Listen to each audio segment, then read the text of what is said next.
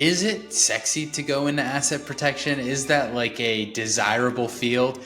How did you, other than working next to this person, and like why trusts? Why was that your first route at a law school? Well, so I started my firm with a focus on one thing, which was client service. Not only were we going to provide excellent legal service and give our clients access to the best possible asset protection solutions, but client service was very important to me. Do you have to be uber wealthy to take advantages of services like this? Is this something that is for just the upper echelon?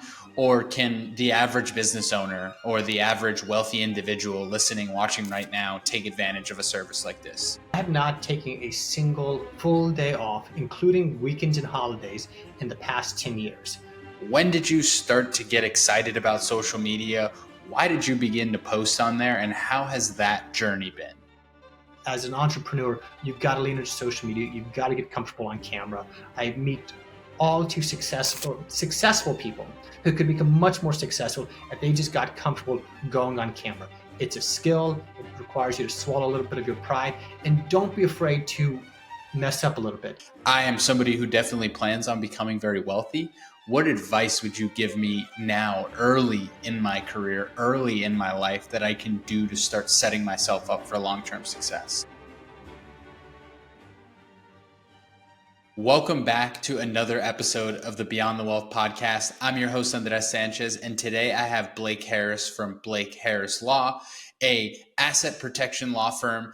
I'm really excited to have this conversation. One, because I think for our audience of business owners, entrepreneurs, founders who are making amazing money, this is something that you should definitely be paying attention to, definitely consider. You do not want to get caught in a bad situation down the road. So make sure you are going for or you are putting your assets together in the right way. I think that's what a lot of this conversation is going to be. So make sure to get that notepad out. There's going to be plenty of amazing stuff. I know Blake is going to dive really deep. So Blake, thank you so much for being here with us. Thank you so much. And Andres, not to correct you too soon, but it is the asset protection law firm, not just a asset protection law firm. The asset. I will make sure that I will not mislabel you again. And I guess let's just jump right in. Why are you calling yourself the asset firm? Why do we call ourselves the asset firm? The asset protection law firm. Well, my firm, we focus on one very niche area of the law, and that's offshore asset protection. We help our clients avoid the courtroom. We don't have attorneys who go into the courtroom. We have attorneys who put together plans so the clients don't end up on the wrong side of a lawsuit. It is much better to avoid a lawsuit than it is to win a lawsuit. And that's what we help our clients do. And we do it the best way possible by setting up offshore trusts registered outside the United States so that U.S. courts cannot compel the trustees who protect our clients' wealth to hand those over under court order. I know that there's way more moving parts than what that actually is, and that was a very good description of it. So I'm excited to talk more about that. Obviously, I want to make sure everybody that's listening and watching right now knows who we're talking with. So give us a little bit of background on yourself, how you got here, how you started this company, how you became passionate or excited about asset protection and became the asset protection firm. Well, thank you. So my firm was started a little bit over a decade ago. Shortly after I finished law school, I worked for another trust law firm when I lived out in Colorado. My office was a few blocks away from the office of another attorney named Barry Engel. Now, Barry Engel, I will give credit as the godfather of asset protection. He was the one who wrote the initial Cook Islands trust legislation back in the 1980s. Barry was a mentor of mine for many years before he passed away recently. Under him and through my own practice, I learned about the various jurisdictions used to protect clients' wealth from lawsuits. I then went out and traveled the world. I've been to dozens of different countries, met with trust companies, bankers, protectors, CPAs, clients from all over the world. And through this, I have built a global Rolodex, which very few other law firms in the world in this industry can boast. We help our clients from the very beginning of the process where they just know that they need to protect their assets from lawsuits. They really have no idea how to do it, or maybe they've been following my social media for a while. They've educated themselves a little bit through the entire process of establishing the trust. We help them pick the right trust company. We help them pick the right jurisdiction. We only work with the most reputable providers in the industry. We then guide them through the process of moving assets into the trust, a very important and delicate process. We will put them in touch with bankers in different countries that help open up bank and brokerage accounts, mostly in Switzerland. Liechtenstein is another common jurisdiction we use. We do have accounts opened in Panama and the Cook Islands as well. And then we will guide our clients in the event of a lawsuit on how to use the trust to best negotiate and get the best possible settlement. And that's really the name of the game. Now, if a client's hit with a complete baloney case, there's no merit being brought, we'll tell the client, hold off and don't make any settlement offer. But if a client's faced with a legitimate case, what we do is we help them use the trust to negotiate and get a reasonable settlement. And we are able to put our clients in a better position than they would be if they didn't have the asset protection trust in place. We've done this for many clients from throughout the United States and throughout the world and over the past decade. Hey, I wanted to take a quick break from the episode you're currently watching to let you know about our newsletter. We write a newsletter twice a week to a community of over 13,000 CEOs and founders, highlighting the founders that we interview, the brands they're building, and how they're scaling and growing these companies. If you're a founder interested in blowing up your brand in 2025, check out the link below and subscribe to our free newsletter. Now, back to the episode. And just out of curiosity, do you have to be uber wealthy to take advantages of services like this? Is this something that is for just the upper echelon, or can the average business owner or the average wealthy individual listening, watching right now take advantage of a service like this? You know, Andres, this is one of the most common misconceptions that we come across, that people think an offshore trust is just for somebody who's super wealthy. And this is sometimes a rumor, I think, promoted by attorneys who don't understand how to set up an offshore trust and what all goes into it and how to streamline the process for a client. The reality is, if we have two individuals, one individual, we'll call him individual A, who is worth $1 million. And we have individual 2 who's worth $100 million. If both of these individuals get sued for $5 million, the client with $100 million, I'm going to say, make no settlement offer, hire the best attorneys in the world, go out and fight this case as hard as you can. And if someone ends up getting a judgment against you, pay it off, you move forward. It's not going to have any real effect on your standard of living or quality of life. Now, the individual who has just $1 million, if they get hit with a $5 million judgment, that could be devastating. They're going to need to negotiate. They're going to need to get a settlement. And that's somebody who really needs to have the trust to help them negotiate and get a settlement. The majority of my clients have somewhere between about $1 and $10 million in assets. We do have quite a few clients whose net worth is a little bit under the $1 million mark. And we do have some clients whose net worth is well above $10 million. We did bring on our first billion-dollar clients whose net worth is slightly over $1 billion earlier this year. But the majority of our clients have between about $1 and $10 million in assets. Those are the people who actually are most likely to get sued. Majority of lawsuits are brought against individuals who have less than $2 million. Those are the individuals who benefit the most from having that leverage to negotiate. And then when it comes to these lawsuits, what are the typical lawsuits you're seeing? Because I want people to listen, that are listening and watching, to be aware. What are the typical lawsuits you're seeing? Is this like mostly divorces? Is this things that happen in their day-to-day life? Is this a business-related lawsuit? And maybe that's too general of a question, but I'm curious. No, it's a great question. Divorce is a very common issue we deal with. It is the most common lawsuit, and we have helped lots of people navigate that issue. Business lawsuits are very common. If you have employees, you are at an increased risk of being sued. Real estate owners are at an increased risk of being sued. Cryptocurrency investors who have pulled money out from an exchange, unknowing that the exchange had an issue and that exchange collapses, have been targeted from clawback provisions. Car accidents, or if you have a child driving a car in your name, that's another common issue that we deal with. Family members who have disputes in the family are often suing each other. We've seen a lawsuit from just about every single angle that it could happen.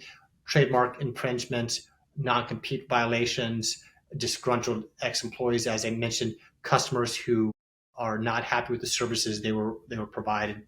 And what's very interesting is that often what I will be told is, over the course of my practice as a doctor, I have made some mistakes, but those clients, those patients are not the ones who bring lawsuits. It's when they've done nothing wrong that a patient still gets upset. They're just an unhappy person, for example. They then bring a lawsuit. So do the best you can, avoid mistakes, but you never know where the lawsuit's coming from.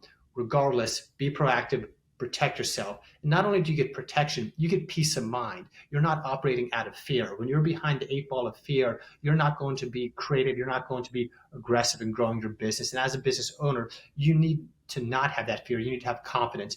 And that's a big part of the reason clients choose to work with our firm. They know that by working with our firm, they put themselves in the best possible position to safeguard their assets should they ever get hit with a lawsuit. You mentioned that you got the chance to work under the godfather of asset protection. For a law student or somebody in law, is it sexy to go into asset protection? Is that like a desirable field?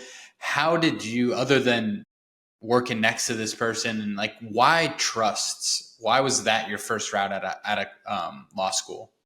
Well, if you're asking me, I find it interesting. I find it fascinating. Yes, it is my career, but it's very much a part of who I am. As I mentioned, I've traveled the world. I've made friends all throughout the world. I've got close business partners and alliances. I have people constantly reaching out to me from different parts of the world who are saying, Blake, why don't you come set up a trust in our jurisdiction? Why don't you come speak at our event somewhere else in the world? Although it's not something that is taught in law school. Actually, the only time I ever remember offshore trust being mentioned in my entire time in law school was by our trust professor, who said I would never set up an offshore trust. And so I thought this was strange. I went by and saw him after class and I said, why would you say you'd never set up an offshore trust? There's nothing illegal about setting up an offshore trust. His response, well, I would never set up an offshore trust unless this, and this criteria are met. I said, okay, well, that criteria does not apply to a lot of people, but in some circumstances, that applies. So I decided, you know what? All the rest of my all the other law students, they can go and do divorces and criminal law and whatever else they want to do. I'm going to learn a bit more about this area of law. And I just dove into it. And the deeper I got into it, the more it just very much called me. I've been asked, why did I choose this area of law? And in hindsight, I really feel like this area of the law chose me. I'm a very open-minded person. I like to figure out ways to avoid conflict. And it just was a very fitting thing for what's of interest to me. So if you're in law school, definitely pay attention to asset protection. It's definitely something great that you should be aware of. I would say my advice to most law students though right now though is learn cryptocurrency, become a crypto attorney. That's going to be the future. And then send me your asset protection clients. Why crypto? Like, why go into this crypto field? Obviously it's very popular, but with it being very unregulated and there being all of this gray area, is that where you see a lot of openings for lawyers down the road? Or am I thinking about that the wrong way? Well, I may say that you're thinking about it the wrong way because it is a regulated area. There's all kinds of different government bodies that regulate crypto in different ways. And it's a very technical area that a lot of the older attorneys, they don't know anything about. They're going to say, oh, Warren Buffett says don't buy Bitcoin. We're not going to do it. But the next generation is all jumping into crypto hard and is very comfortable using it and talking about it. My firm, we accept crypto. Other law firms will be accepting crypto. More and more law firms are going to be accepting crypto as it becomes more mainstream. Those who understand crypto and the law at a very interesting point where they can just get so much business. There's such a big opportunity for them. My firm, we definitely not only do accept crypto, we help protect crypto. We work with banks and trust companies who work with crypto as well. We don't consider ourselves crypto attorneys, but it's definitely a portion of our business and it's a growing portion of our business. And if you can speak crypto and the law, you can make a lot of money. And you never have to put on a tie and go into a courtroom. Yeah. I'm sure people that are listening are still maybe having a little bit of trouble wrapping their head around this offshore trust. Can we spend a few minutes just breaking down what that looks like and what it would be like for somebody if they wanted to go and open this offshore trust? So think about a trust like having a trusted friend. You have a boat, but you're concerned somebody's going to sue you and take that boat away from you. So you go to your next door neighbor who happens to be a close friend of yours and says, here, you're going to keep an eye on the boat. I'm not going to own it anymore. You're not the owner of the boat. But on Saturday, you decide you want to go yachting for a few hours. You hit up your neighbor. They say, here, take out the boat, enjoy it for a few hours. You come back home, you park it at home. But a week later, you end up getting sued. They're not going to be able to take a boat away from your friend. That's exactly how an offshore trust works. The trustee holds the assets. They will give them to you anytime you want them. But if you get sued, nobody's going to be able to take them away from you. So there's a few parties to a trust. Trust basics: number one, you have the grantor, the one who creates the trust. They then transfer money into the hands of a trustee, and then the trustee holds money for the beneficiary.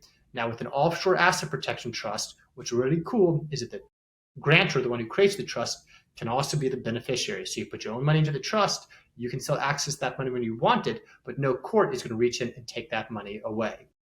And with an offshore trust, the trustee is located outside the United States. That way, you don't have to worry that a U.S. court is going to come in and snag those assets away. And do you ever have to be worried about the financial infrastructure, the integrity of these offshore bank accounts? Because obviously most people, when they think of anything not US related, it's like, oh, it's kind of risky, that might be scary. Is that a common issue that you see, or a common concern that you see, and what would be the answer to that? The answer is absolutely. It's a common concern. When I got into business myself, I was very skeptical of working with these offshore providers. Now, having been to the Cook Islands many times and built very close relationships with these trust companies, the owners, the management, the frontline employees, and having even worked with some domestic trust companies, I feel much safer using the offshore providers we work with than any domestic provider. We have long-standing relationships with these companies. They are managing billions of dollars in assets for some of the wealthiest, most powerful people in the world. These are good jobs for these companies in these other countries. They want nothing more than to protect their reputation. And a country like the Cook Islands is a very safe place to do business. On top of that, the money itself does not sit in the Cook Islands typically. Typically, the money is going to be in a bank account in Switzerland, which is a safer banking system than here in the United States. The banks that we work with in Switzerland, not only do they have excellent customer service, they're very risk adverse. They keep much more cash on hand. A U.S. bank might keep 5 to 10% of its cash on hand. These banks keep as much as 25 to 40% of its cash on hand. They're very well regulated. They're very closely supervised. Their reputation relies on it. The country of the Switzerland is a much safer, much more stable country than the United States. And Cook Islands, I would argue, is even a safer, more stable country than the United States. The United States has a younger generation of people who are unable to afford and buy homes. And because of that, less and less youth have an interest in the system, in keeping the system intact.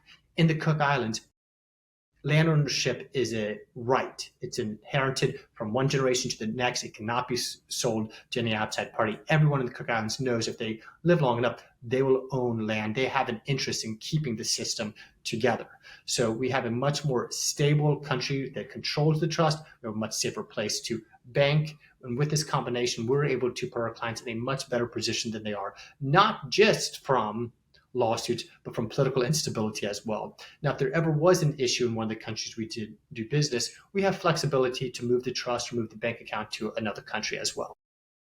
And I would assume that the average Joe can't just go open up a Swiss bank account. We would need a connection like you to even get access to that ability. Is that accurate?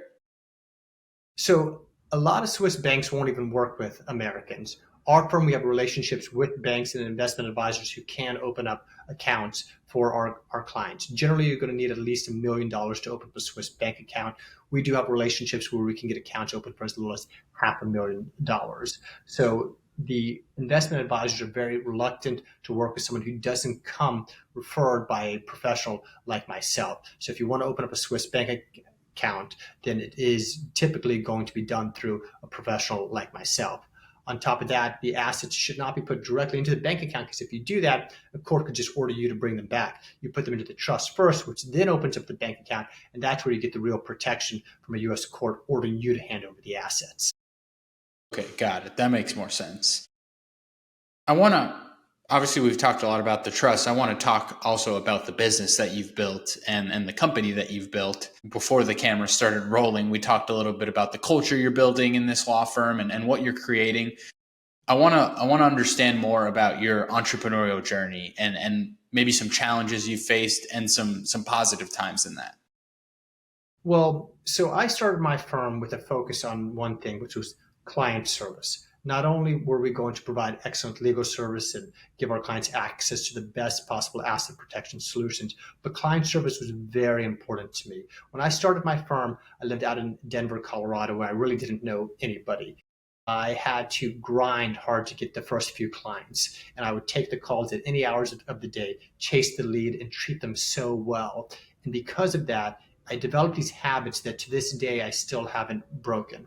And with that, I built a firm culture that copies that. People will call me after hours on the weekend, say, Blake, I can't believe you answered the call. My line is, well, the sun never sets on the offshore industry.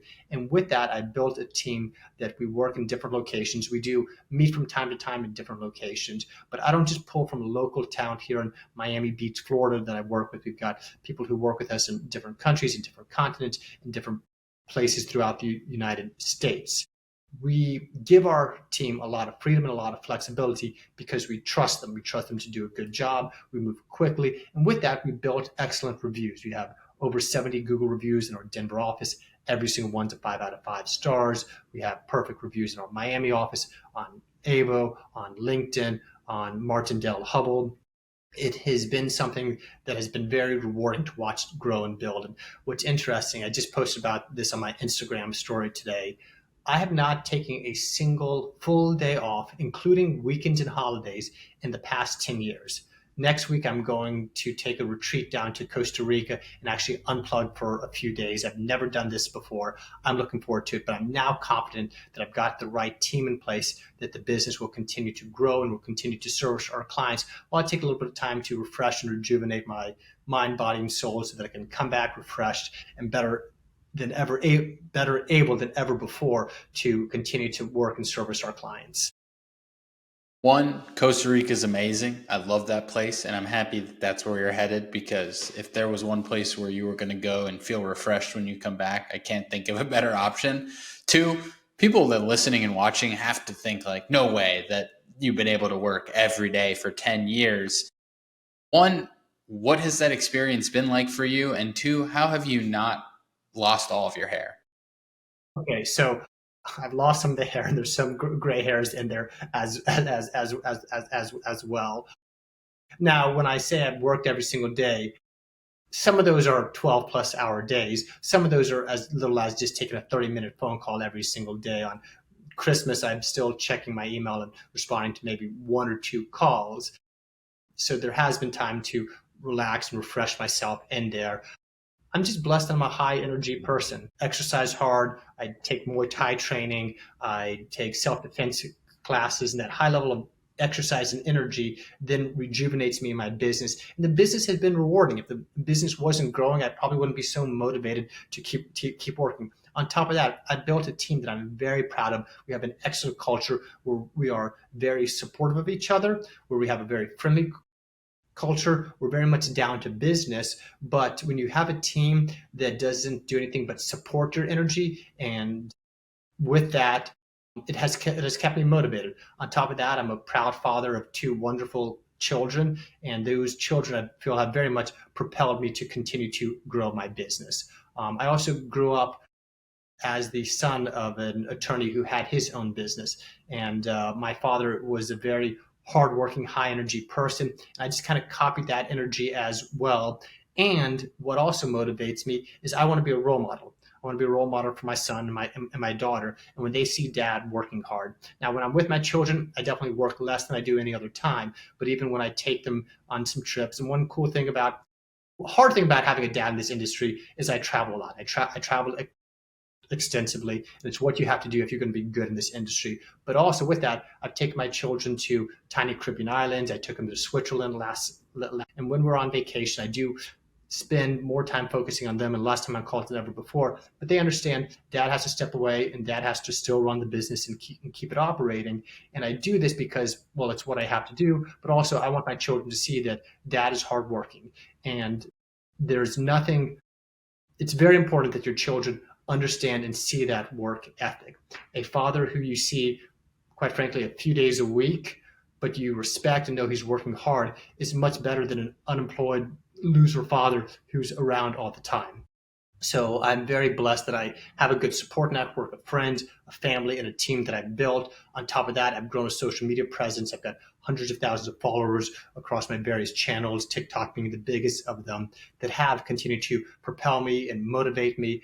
There's other people, other companies in the industry that are very active as well, and they motivate me to continue to work hard. So it's been one that I feel like I've been blessed, that I've had a lot of motivation, a lot of support network, and just very much wired into my DNA that this is your one chance in life. You only get one career at it. Go hard, and with that, it feels good. When I hear somebody say, "Blake, I just want you to know the trust that you set up for our family many years ago, it operated exactly as we had hoped." That is so incredibly rewarding. And so it's those rewards that keep you going every single day until next week. I love one when a dad does an amazing job and inspires the next generation, which is what happened with you and your father. Now you are actively doing that as well for your kids. So one, that's amazing, and I love that. Thank you. Two, you mentioned the social media. That's something I had on my list of things I wanted to bring up. Typically, a law firm, let alone the founder of a law firm, is not getting on TikTok and talking and posting videos. When did you start to get excited about social media? Why did you begin to post on there, and how has that journey been? So there was a time when attorneys who advertise were looked down upon. There's an attorney, John Morgan, who's grown the world's largest personal injury law firm, and people made fun of him all the time. He's probably the wealthiest attorney in the world right now, and it's because he was willing to do the things that other attorneys were afraid to do. He was willing to do things that other people made fun of him for doing. You cannot be afraid of being embarrassed. You cannot be afraid of what other people think of you. No matter what you do, 10 years from now, you're going to look back at what you did and cringe. You're going to look back at things that you said a long time ago and be embarrassed about them. Do them anyways. It's much better that you take the risk, that you shoot the shot, that you ask out the girl, that you try to close a deal and fail, than that you never try in the first place. As an attorney, if you are not willing to go on social media, if you're not willing to go on video, I'm skeptical that you can trust the person. If you only hide behind an office door and the only time you're going to communicate with a client is not in writing, not an email, not over a phone call, but behind a locked door in an office where you're not held accountable, that's not as trustworthy as somebody who will go on social media in front of hundreds of thousands of followers and say, "This is what my law firm does. This is how we do it. And if you call us, the message that you receive from our firm is consistent with what we're saying on video," that's somebody I can trust. So it's a big way to build trust. It's been a way that we've certainly gotten a lot of clients from it. It's a way that's helped me to grow my professional network. It's helped me a way to actually connect with friends and make a few friends along the way. It's a way that I believe in giving back as well. I am focused on driving and growing my business. However, I'm also happy to do good in the world. And if somebody out there watches one of my videos and realizes maybe I shouldn't combine a bank account with my spouse, or maybe I should not have my children driving around in a car I own, put that car into my children's name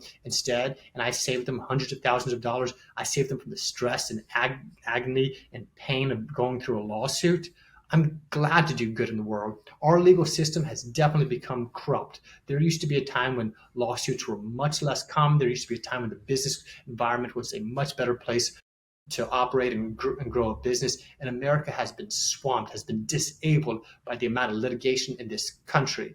It is unfortunate. I don't see a change coming anytime soon because the American Trial Lawyer Association has such a powerful grasp over Washington, D.C., the lawsuit trend that's going on in the United States and wrecking our economy and allowing other countries to grow and prosper far more than here in the United States.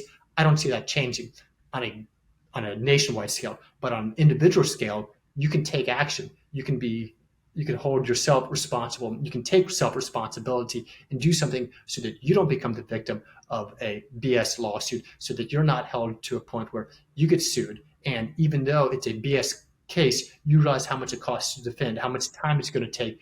And lots of times people get hit with these nonsense lawsuits. They just pay out a settlement just to avoid dealing with the headache of a lawsuit. And what it is, it's legal extortion. And it's unfortunate. And I don't want that ever to happen to one of them. And we are here to make sure that that does not happen to one of our clients. I love it. I mean, I can feel your passion for this industry. I feel how excited you are about what you're doing, which is amazing. I'm curious, how many clients have you gotten from social media? I think for somebody that was a professional marketer 10 years ago, for them to wrap their head around somebody on social media closing legal clients from videos would be hard, but that's just the world we live in right now. I get calls every single day from millionaires, multimillionaires, decamillionaires, and the billionaire client I mentioned. I was actually found through social media. It was not him who found me, but a person that he trusts closely found me through social media. I don't remember which platform it was.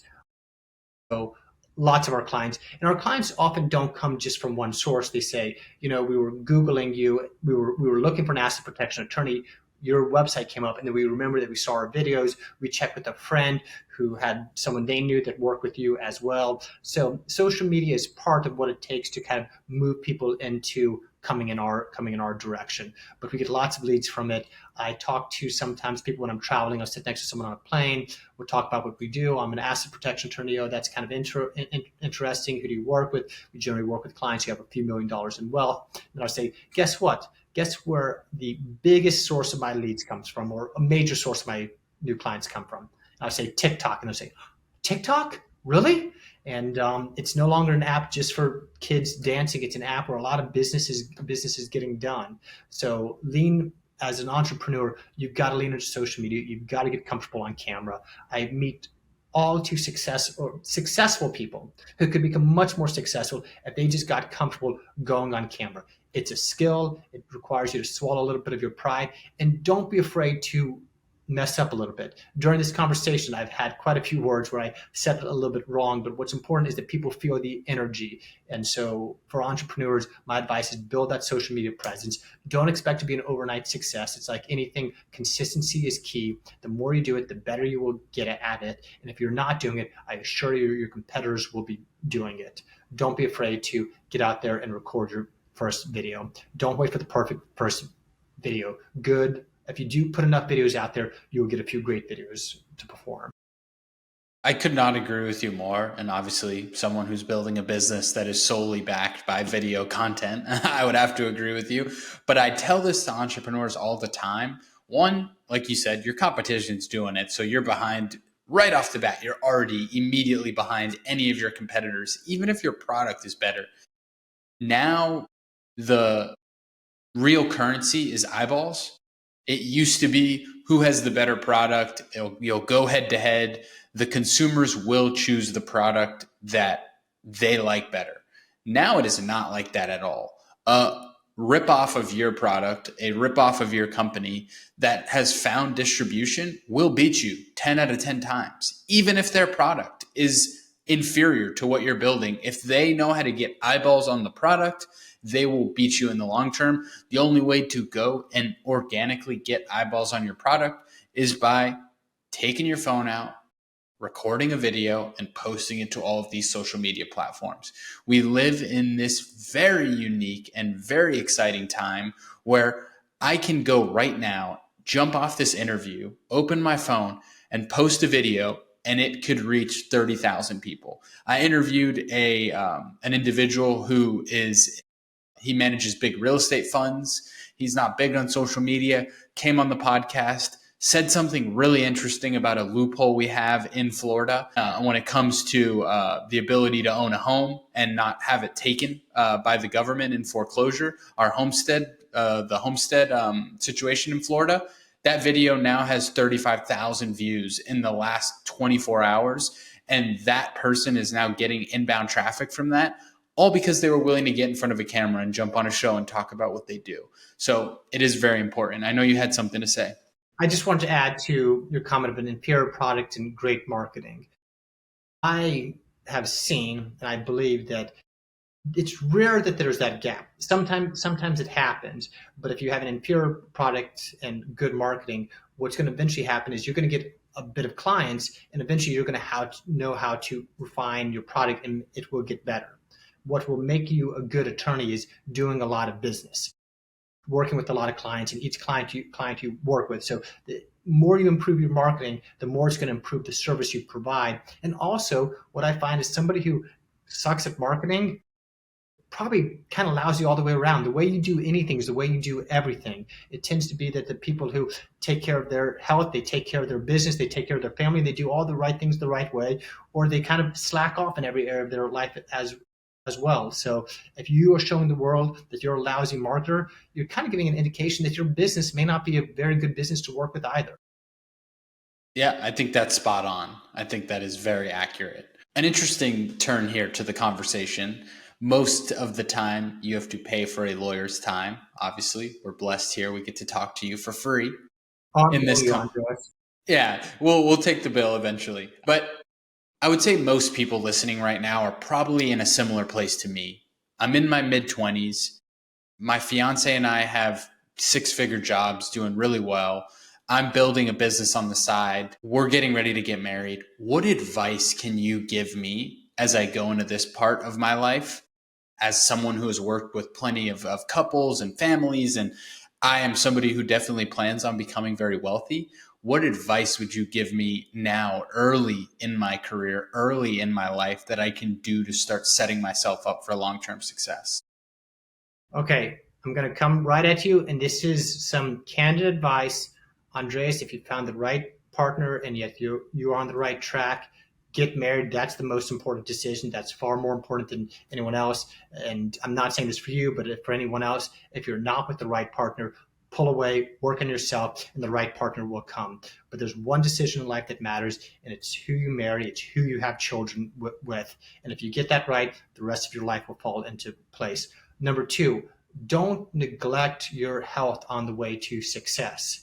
If you compromise your health and you are having a stroke before the age of 50, if you compromise your health and you die before the age of 60, you're not able to make money anymore. If I could go back to myself in my early 20s, I was fiery then, I was motivated, I was working hard. I would have told myself, take a break, relax a little bit more. I told you I'm 10 years into this and I've never taken a day off. It probably would have been better for me if I did take more time off along the way. Refreshing yourself and relaxing from time to time actually makes you come back stronger. Stay focused. Use social media to your advantage. Social media, not just posting on it, but watching it can be great for you if you're watching the right people. You have the ability to listen to CEOs, mentors, all kinds of people that your local community would never connect you with through social media. So lean into social media, stay focused, make good health decisions, take time off, and most importantly, find and stay with the right partner. And from a financial standpoint, is there anything that I should be doing early on that can set me up to not be in a bad place when it comes to, and I'm thinking, like you mentioned, spouses' bank accounts early on. Is there anything in that realm that is like common practice that is actually wrong when you go and meet with a professional and understand how things actually need to work? Well, I mean, just in terms of getting into the nitty gritty, generally I advise clients to keep a little bit of money in a joint account for 6 months to a year worth of living expenses. But combining assets, and Dave Ramsey disagrees with me on this, but combining assets all of a sudden means all of your creditors can come after your spouse's assets, and all of your spouse's creditors can come after your assets. I'm very much a romantic. I do believe in marriage. I do believe in combining your lives, but don't be foolish about what you're doing. Don't put your assets at risk, because nothing's going to bring stress to a marriage like having your assets under attack. So from a focus point of view, do that. Beyond that, I'm not an investment advisor. I'm happy to introduce clients to an investment advisor. I am a believer in crypto, but I'm certainly not never going to be one to recommend crypto. Certainly not while it's at its all-time high. But also, real estate has been an investment that seems to grow over time. But there's other ways to make money than real estate. Invest in yourself. The majority of when my firm has a good month or a good year, where do I invest? I tend to invest more and more in my firm, because I don't believe anybody can consistently get better returns than I can within my own business. I love it. Thank you so much. And protect your assets, Protect your of course. assets. Of course. Thank you so much for coming on here and being an open book for all of us. I know for a fact there is people that are leaving this conversation smarter than they were before they logged on and watched us or listened to us. My goal and my number one purpose was this show is to service the younger entrepreneur that is trying to figure it out in life and wants to understand how people that already made it did it. So I appreciate you coming on here and being an open book for us about everything you've built, how to be smarter as you start to be successful and see success in life, and what it takes to build a good company culture and be successful over a long period of time. Is there anything that you want to leave the person or entrepreneur listening with right now? Andres, I hope you don't mind a quick self plug, but No, please. feel free to follow me along. I'm constantly posting on social media across all of the major social media platforms, not just advice on asset protection, though I do talk a lot about asset protection, but I share my own journey. I share my own advice and wisdom as a father, as a business owner, as an individual who wants to do good in this world. And I also share a bit of my humor as well. The handle on every major platform is at Blake Harris Law. Be happy to continue to share with your listeners about my journeys along the way. Yeah, and all of Blake's information will be listed in the description wherever you're listening or watching this. I encourage you all to go click, enjoy it, watch the content. This is in the category of content that will actually make you smarter, not the brain rot that unfortunately takes up most of our social media platforms. So I encourage you all to go check all of his stuff out. And if you're listening to us right now and you fall into that category of somebody with over $1 million in net worth and want to figure out how to go and actually protect your assets, go reach out to Blake, connect with him, reach out to him. We've got a book there. Grab a copy of my book, Don't Let a Lawsuit Take Away Everything. It's a book that I wrote that's going to give you a lot of good information on what you can do to make sure you don't end up on the wrong end of a lawsuit. Where can people buy that book? Anywhere? Amazon, or contact my law firm. And if you qualify as a lead for our client, we'd be happy to send you a complimentary copy. Amazing. Blake, thank you so much for coming on here. It has been an absolute pleasure. I can't wait to continue to stay connected because I want to be the Please person do. that works with you down the road because I've got over $1 million in assets. So thank you for coming on here. It has been an absolute pleasure. And we look to have you on again in the future. Would love it. Thanks so much, Andres. Have a good one. Awesome, everybody. That is the pod. We will see you all on the next episode.